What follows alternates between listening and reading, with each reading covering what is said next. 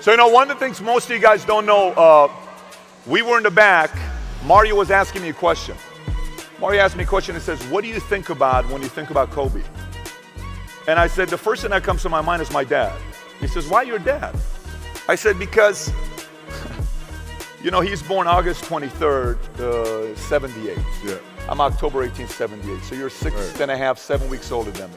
Right. So when he came to the lake, I've been a diehard Laker fan since, 1990 when I came to the States from Iran. And I'll never forget this. We would sit there and watch the game together. My dad and I would watch you play.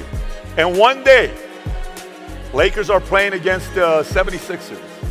And it's game one. If you know my dad, you know he's had a lot of heart attacks. We're watching game one. Iverson hits the shot over Tyloo, right? Yeah. Game ends, they win the first game. My dad gets up and my dad says, Patrick, take me to the hospital. We went straight to the hospital because he was having heart issues.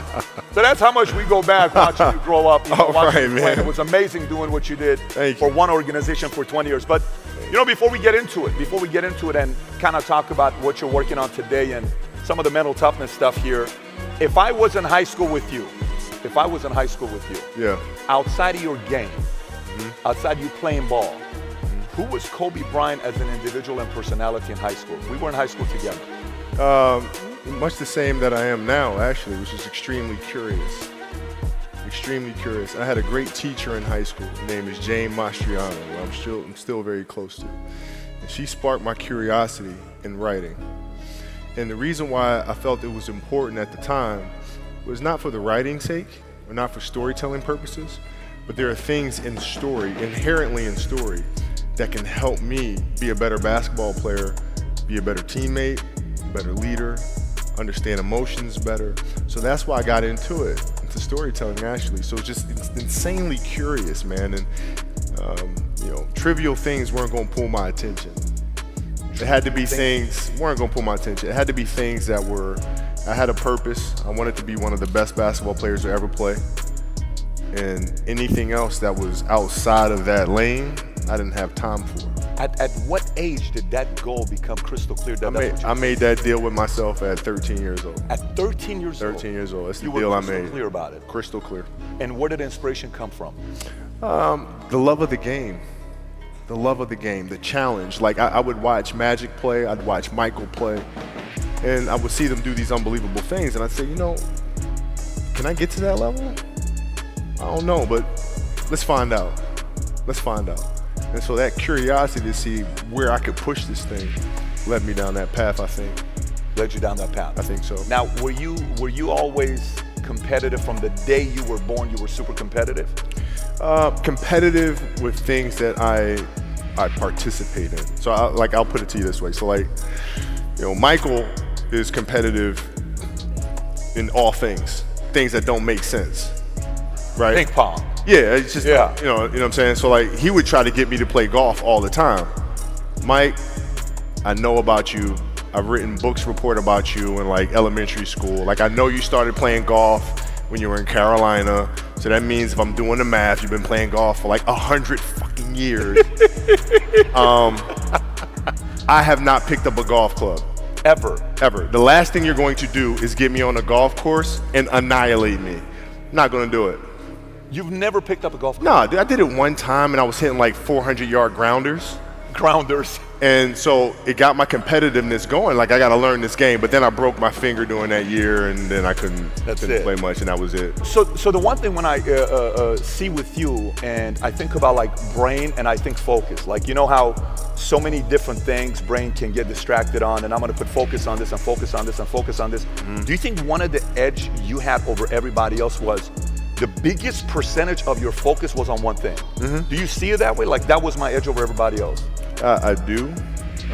At the time, I didn't really understand that, right? So, basketball for me was the most important thing. So everything I saw, whether it was TV shows, whether it was books I read, people I talked to, everything was done to try to learn how to become a better basketball player. Everything. And so when you have that point of view, then literally the world becomes your library to help you to become better at your craft. the world becomes your library to help you improve your craft, better your craft. Yes, indeed. So because you know what you want, the world's giving you exactly the information you need to become better at it. Because you know what you're looking for. So would you, when you sized your peers up, how'd you size your peers up? Like if you're sizing people, I'm talking you're 13 years old, you're sizing peers up, what lens are you looking through your peers? So at 13 years old, I had a, I had a kill list. And so, you know, they used to do these rankings. It was Street and Smith basketball rankings. And I was nowhere to be found because I was like 6'4", scrawny, like 160 pounds soaking wet. So I was like 57 on the list. And so I would look at 56, 55, all the way up to number 1, who these players are, what club teams they played for. So when we go on an AAU travel circuit, I got to hunt them down, right? And so that became my mission in high school, is to check off every other person, all those 56 other names, hunt them down and knock them down. That was it. Get a target on them right off the bat. That was it. Very simple. That's unbelievable. Let me ask you this question. You say I'm one of the guys on that list ahead of you, and we play. What are you doing to get a feel?